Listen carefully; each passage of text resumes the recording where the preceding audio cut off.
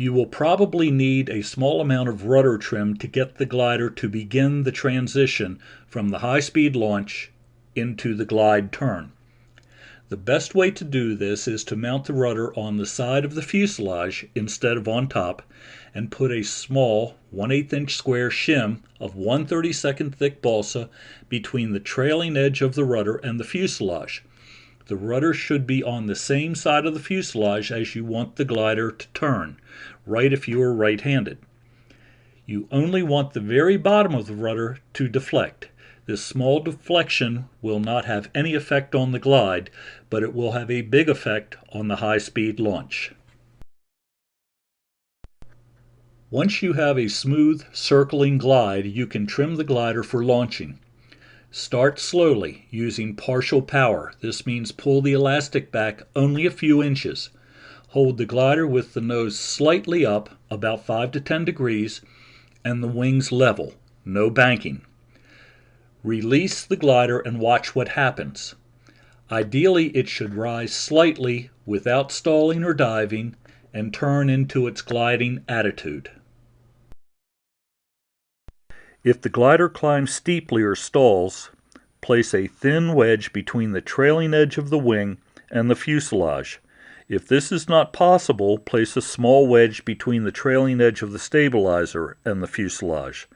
As a last option, bend the trailing edge of the stabilizer down by 1/2 to 1 millimeter.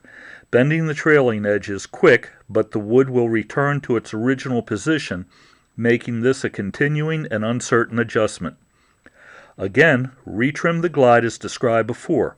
Once the proper glide is confirmed, repeat the partial power test. Do this until you get the slight rise and turn into the glide.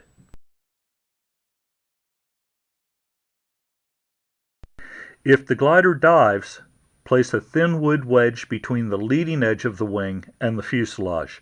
If this is not possible, place a small wedge between the leading edge of the stabilizer and the fuselage.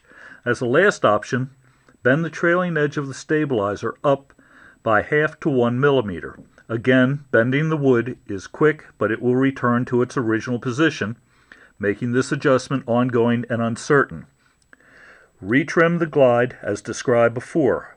Once the proper glide is confirmed, repeat the partial power test. Do this until you get the slight rise and turn into the glide. Now you can start increasing the power launch. Aim the glider at about 30 degrees of elevation and 10 degrees of bank in the direction of the turn. Release the glider and watch. If the glider climbs and turns into its glide circle, that is what you want. Increase the power some more and increase the launch angle. After any adjustment has been made to the glider during launch testing, it is absolutely critical to confirm the glide has not suffered. Test the glide with a gentle hand launch. If the glide has degraded, bring it back to a proper flight before continuing to test a power launch. Remember, flight time is achieved in the glide, not the second or two of launch.